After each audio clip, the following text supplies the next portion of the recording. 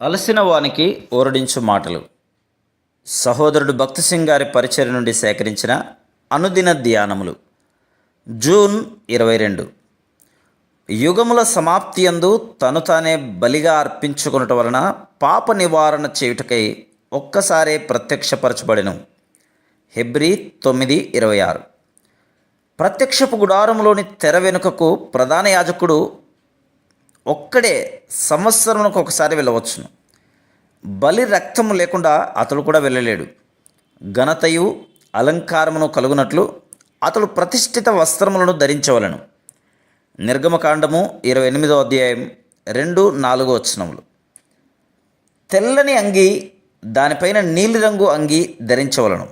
ఆ నిలువుటంగి అంచుల చుట్టూ ఒక్కొక్క బంగారు గంటయు దానిమ్మ పండును ఉండవలను. బంగారుతోనూ నీల ధూమ్ర రక్తవర్ణములు గల ఏఫోదును పేనిన సన్న నారతోనూ చిత్రకారుని పనిగా నేయవలను. ఈ 5తో నేయబడిన ఏఫోదును నీలిరంగు నిలువుటంగిపై ధరించవలను. ఏఫోదు మీద న్యాయ విధాన పథకమును ధరించవలను. దాని పై భాగమున 12 రత్నములు, క్రింది భాగమున ఊరీము తుమ్మీము ఉండవలను. ఈ వస్త్రములన్నీ దైవత్వమును గూర్చి తెలియజేస్తున్నవి. అతి పరిశుద్ధ స్థలములోనికి ప్రధాన యాజకుడు ప్రవేశించకముందు అతడు అలంకారమును ఘనతయు గల వస్త్రములను తీసివేసి వాటికి బదులు తెల్లని వస్త్రములు ధరించవలను. అతడు ప్రజల పక్షంగా దేవుని యొద్దకు బలి రక్తమును తీసుకుని వెళ్ళక మునుపు సామాన్య మానవుని వలె కావాలనని దీని అర్థం. అందువలనే యేసుక్రీస్తు ప్రభు ఈ లోకంలోనికి దేవదూత వలె రాలేదు, ఆయన మానవునిగా వచ్చెను. హెబ్రీ 2:16. మనలో ఒకని వంటి వాడయ్యను. ఆయన కోరిన ఎడల దేవదూత వలె వచ్చి ఉండవచ్చును. ఆయన దూత వలె వచ్చిన ఎడల మన పక్షమున మరణించలేడు. ఎందుచేతనగా దూతలకు మరణం లేదు. అందువలనే దూతలు మానవుని కష్టములను అర్థం చేసుకోలేరు. దయగల నమ్మకమైన మన ప్రధాన యాజకుడు నిమిత్తం యేసుక్రీస్తు ప్రభు మనవలే వచ్చెను. ప్రధాన యాజకుడు తన పక్షమున ప్రజల పక్షమున బలి రక్తమును తీసుకుని అతి పరిశుద్ధ స్థలంలోనికి వెళ్ళవలను. ఇది సంవత్సరమునకు ఒకసారి ప్రాయశ్చిత్తార్థ దినమున జరుగును.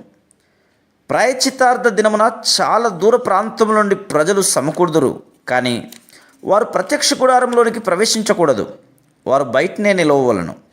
బలిగా అర్పించు పశువు తలపై తమ చేతుల నుంచి తమ పాపమునంతయు ఒప్పుకొనవలను. ఆ పశువు యేసు ప్రభువుకు గుర్తుగానున్నది. అది చంపబడిన తర్వాత ప్రధాన యాజకుడు ఆ బలి రక్తమును తీసుకొని తెర వెనుకకు పోయి ఆ రక్తమును మందసం యొక్క కరుణాపీఠంపై చల్లవలను. దైవాగ్ని దిగివచ్చి ఆ రక్తమును దహించివేయును.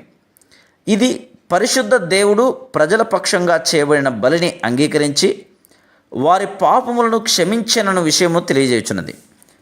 అప్పుడు ప్రధాన యాజకుడు అతి పరిశుద్ధ స్థలంలో నుండి వెలుపలికి వచ్చి తాను వారి పక్షంగా తెర వెనుకకు పోయి రక్తమును అర్పించగా అగ్ని పరలోకము నుండి వచ్చుట తాను చూస్తునని తెలియజేయును. దేవుడు వారి పాపములను క్షమించనని వెల్లడి చేయును. దేశమంతటికి అది మహా సంతోషకరమైన దినము.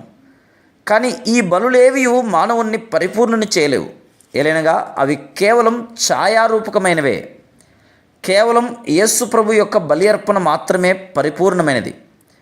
తనను తాను అర్పించుకొనుట ద్వారా ఆయన తన యొద్దకు వచ్చువారిని పరిపూర్ణులుగా చేయును. Praise the lord.